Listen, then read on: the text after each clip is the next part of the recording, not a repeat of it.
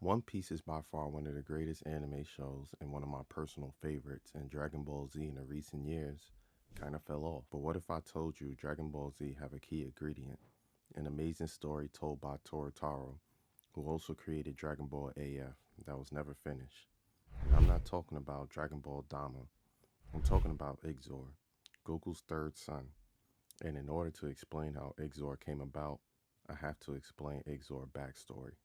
Now, Goku is not known being a cheater or sleeping with multiple women, so it raises the question, if Chi Chi is not Exor's mom, then who is? Which is West Kai, and she's a well-written villain that's tactical and always 3 steps ahead, like Rachel in Tower of God.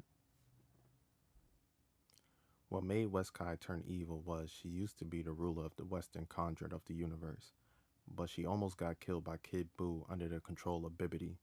While she was barely alive, she found out that the Eastern Supreme Kai was living peacefully, and she was forgotten about.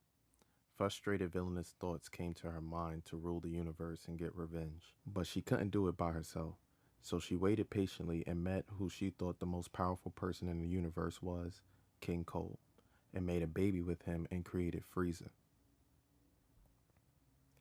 But after Goku defeated Frieza at Planet Namek, West Kai wanted to know where Goku is, so she can make a baby with him and create the ultimate warrior and carry out her plan. And before she left, she told Frieza, I no longer need a son who isn't the best in the universe. Now, Toritaro explained in the story how Goku and West Kai had a baby, and Gohan explained to Vegeta that a long time ago, Goku told him while he was recovering from the battle from Frieza at planet Yondrint, he left to another planet where West Kai was there and fed Goku all the food he desired until he was full. And when he was asleep, West Kai took some of Goku's blood, which had some of his DNA. And when Goku woke up, she was gone. Then West Kai mixed her DNA with Goku DNA to create Exor, half Saiyan and half Kai. West Kai waited until the right time to appear on Earth to carry out her plan with Exor. When Goten got hit with a large key by Exor, it shook a nearby city and all the Z fighters flew to the incident to see Goten on the verge of death. Exor introduced himself as Goku Third Son and explained his plan to kill all the Z fighters and rule the universe. Even Gohan and Vegeta transforming into Super Saiyan 4 wasn't enough to defeat Exor until Kibito joins the fight and thinks of a strategic plan. The plan was to use a sealing technique to seal Exor into the Z Sword. After the first attempt failed, with the help of Dende, Gohan, and Kibito, Exor was sealed into the sword. West Kai furious of Kibito's actions. She quickly fights Vegeta, but he's too wounded and can predict all his attacks. As a result, Kibito uses instant transmission and self-destructs far away from Earth with West Kai. As the Z fighters thought the Earth was saved, Elder Kai telepathically told the Z fighters that the sealing technique failed and it will only last for a month. And Elder Kai thought it would be a great idea to bring back Goku, and also explained that he is in a place called the Ryushin Realm. Now remember the last scene from Dragon Ball GT where we see Goku and Shenron leaving Earth? Well, they actually left to go to the Ryushin Realm.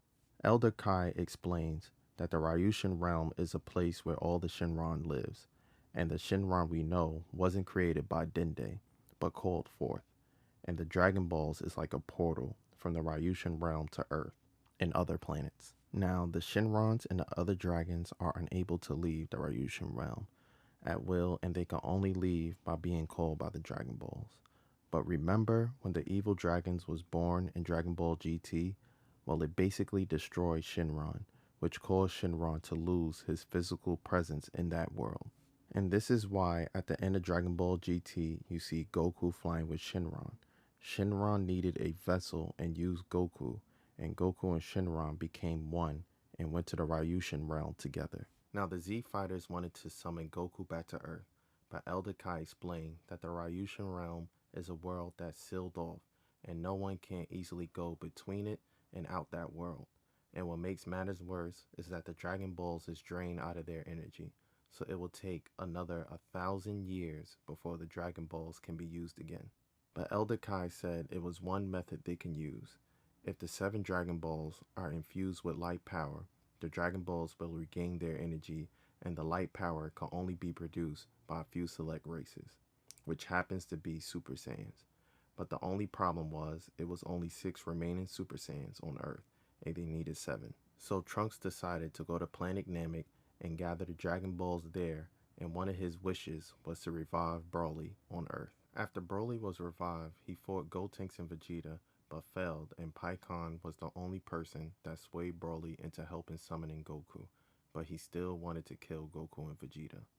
And for a couple of panels, you see Vegeta, Trunks, and even Broly training as a month passed, and Xicor was finally free from the Z-Sword. And this is when Toyotaro was hired to help Akira Toriyama with Dragonball Super, so he ended the story in 2 ways.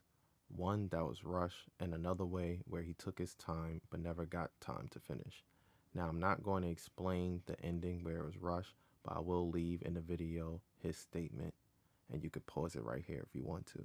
Now the other ending I will share because I feel he had time and it was very well planned, and I'll just talk about the key points.